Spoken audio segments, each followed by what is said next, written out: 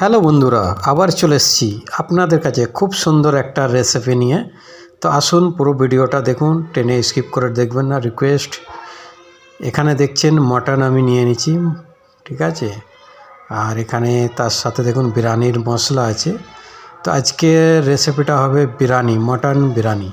এই যে মাংসটা এখানে ভালো করে আমি এখানে কষে নিচ্ছি। তো আপনারা আসুন, আপনাদের ঘরে দেখাবো, ভালো লাগবে। পুরো ভিডিওটা দেখতে থাকুন। মাংসটা ভালো করে কষে নিতে হবে, আর কষা ভালো না হলে বিরিয়ানির টেস্ট ভালো হবে না।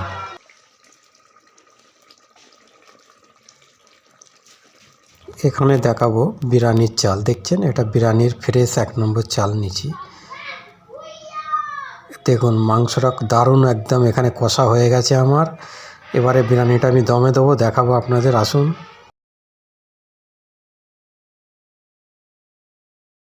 এই যে দেখছেন বড় একটা আমি হাঁড়ি নিয়ে নিয়েছি।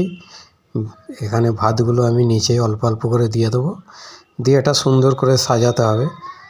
দেখতে পাচ্ছেন, যেহেতু আমরা খুবই গরিব মানুষ, দেখছেন মাটির চুলায় রান্না করছি। তো এইভাবে আপনারাও ভাতগুলো দিয়ে দেবেন।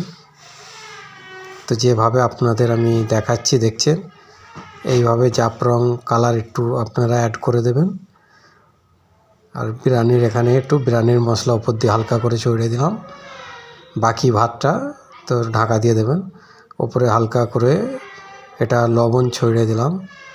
তো আপনারাও এইভাবে এই প্রসেসেই বিরিয়ানিটা করবেন, ভালো লাগবে। ওপরে হালকা করে জাফরং দিয়ে দিলাম।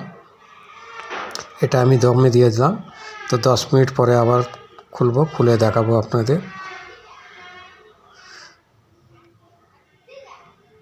আসুন, দমে হয়ে গেছে আমার এখানে বিরিয়ানি, দেখছেন একদম গরম হয়েছে, দেখতে পাচ্ছেন ধোঁয়া উঠছে। যেহেতু আমি পরিষ্কার করে দেখাতে পারছি না, যেহেতু আমার ক্যামেরাটা ঝাপসা হয়ে যাচ্ছে। এই যে দেখুন দারুণ টেস্ট লাগছে। আর আসুন আমি আপনাদের ঘরে বিরিয়ানি খেয়ে দেখাবো কেমন টেস্ট হয়েছে। দেখছেন মাশাআল্লাহ খুব সুন্দর হয়েছে আর দারুণ হয়েছে বিরিয়ানি। তা আসুন আমি আপনাদের খেয়ে দেখাবো।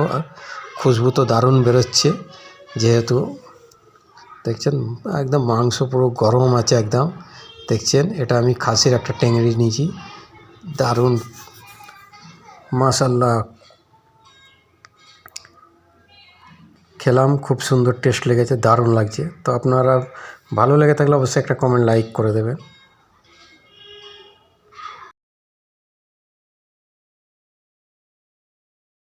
আপনাদের কেমন